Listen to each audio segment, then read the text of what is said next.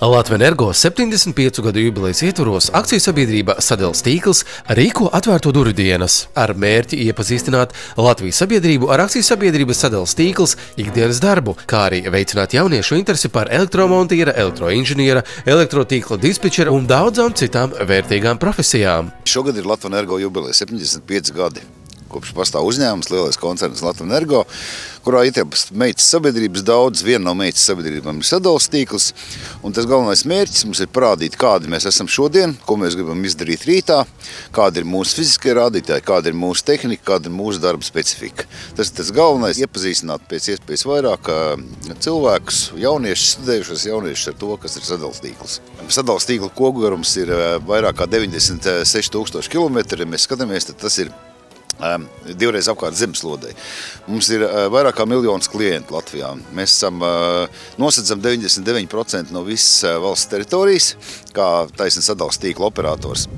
Un visi mūsu klienti ir sākot no lielās rūpnīcas līdz katrai individuālai mājai, vasarnīcai, dzīvoklim un tā tālāk.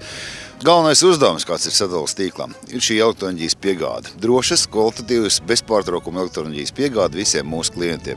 Un tāpēc tiek darīts tas, kā mēs rādām, kā mēs to darām, kā mēs to īstenojam, kāda ir mūsu nākotnes mērķi un kāda mēs esam šodien. Šajā sižetā ieskatāmies pasākumā, kas norisinājās Jelgavā 24. oktobrī, kad atvērto durvju dienu pasākumā piedalījās zaļnieku, komerciālās un amatniecības vidusskolas audzēkņi, topošie elektriķi. Tikai šeit, šādās dienās, ejot pie darba devējiem, audzēkņi saprot, ar ko viņi var rēķināties, kādas ir šīs darba specifika, kādi ir šie darba paņēmieni, jo redzot to, kā notiek īstais darbs, viņiem ir arī vieglāk mācīties tieši šo teoriju, un es domāju, ka arī praksē viņi nāks šeieni un strādās, un tas ir ļoti svarīgi. Šis brīdis ir ļoti svarīgs. Visinteresantāk bija arī pastīties, pašiem redzēt, kāds viss notiek.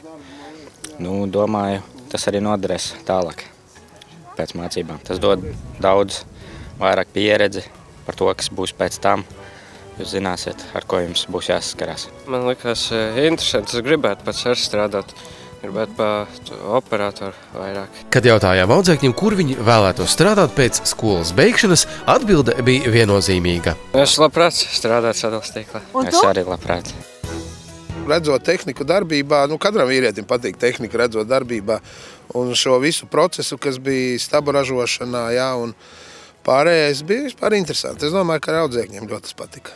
2014. gadā akciju sabiedrība Sadales tīkli realizē 139 investīciju projektus. Lai nosauktu galvenos, es varbūt nosaukšu šī kabeļu programma mūsējā, kad mēs gaisvadu pārvades līnijas, kas tiek apdraudētas gan no meža, gan no atsevišķiem koku iegāšanās, gan no trešo personu iejaukšanās. Tad mēs pārbojam kabeļu līnijās, tie ir 200 km gadā, ko mēs esam apņēmušies izdarīt. Tāpēc mums ir šo tīkla automatizācijas projekti, sekcionēšanas projekti, kas ir saistīti ar tīklu nodalīšanu, pārslēgumiem. Jaunas tehnikas iegādes projekts mums ir, koku balstu ražotnes projekts.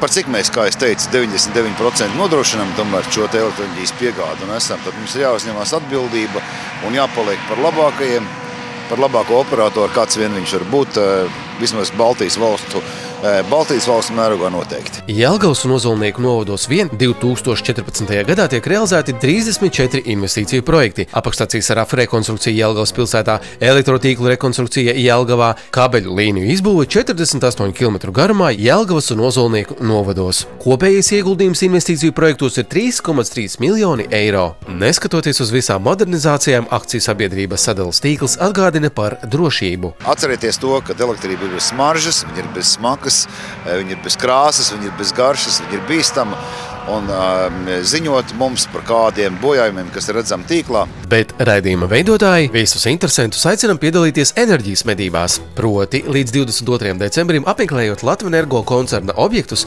atvērto durvju dienu ietvaros, katrs apmeklētājs saņem īpašu žetonu. Lai piedalītos balvas, elektroritiņa izlozē nepieciešams savākt 5 dažādu krāsu žetonus.